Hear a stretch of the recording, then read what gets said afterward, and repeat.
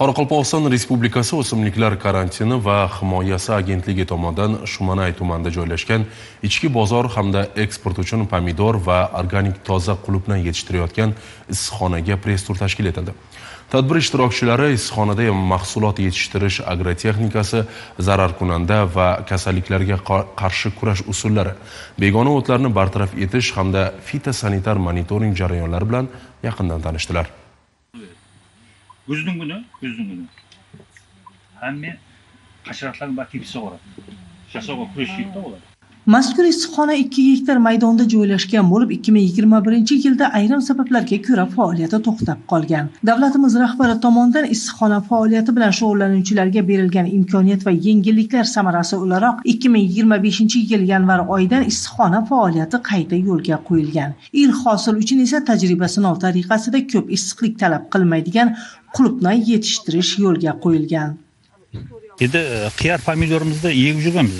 O'zimizning yilda yegan zatlar qulupnayni yegu masalasini bir yo'lga salayaq. Sebebi bizda issiqlikni yetkazib beru ozmi muammo bo'lib qoladi. Gaz masalasi boshqa ne so'shin qulupnayni ushuncha qilganman.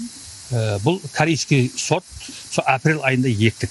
20 kunday bo'ldi, hosilimiz chiqib boshladi. 2 gektarlik issiqxonada yetishtirilayotgan qulupnay va pomidor hosilini ichki bozorga va shu bilan birgalikda eksportga yo'naltirish rejalashtirilgan bo'lib, bunda Qoraqalpog'iston Respublikasi O'simliklar karantini va himoyasi agentligi tomonidan issiqxonadagi mahsulotlar ustidan muntazam monitoring yo'lga qo'yilgan. Sayyor laboratoriya xodimlari tomonidan o'simliklardan doimiy ravishda namunalar olinib, zararkunanda va kasalliklarni erta aniqlash maqsadida chuqurlashtirilgan laboratoriya tekshiruvlari amalga oshirib kelinmoqda.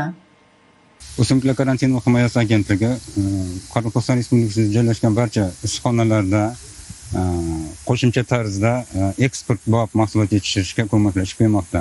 Jumladan bizning Qoraqalpog'iston Respublikasi O'simliklar karantini va himoyasi agentligidagi hududiy eksport shtabi tomonidan ishbilarmon va tadbirkorlarimizga eksportga yo'naltirish uchun ularga zarur bo'lgan hujjatlarni rasmiylashtirish hamda ularga xorijiy talablar bo'yicha mahsulotlar yetishtirish bo'yicha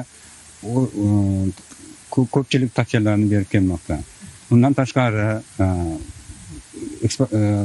bo'lajak eksport qiladigan mahsulotlarning xalqaro tan olingan sertifikatlarni olish yuzasidan ham bizlar ko'mak berib kelamiz. Ya'ni bu Global GAP, butun dunyoda tan olingan sertifikatlar, bular asosan крупный торговый сеть deymiz, tarmoqlarga joylashtiradiganlar обязательно ular Global GAP, kamida Global GAP talab qilishadi va undan qolaversa halol sertifikati mana hozir musulmon davlatlarga agar eksport qilinadigan bo'lsa hamda kosher PCSA 22.000 hamda organik eng mashhur bo'lgan organik sertifikatlarni olishiga bizlar ishbilarmonlarga yaqindan ko'mak berib kelamiz.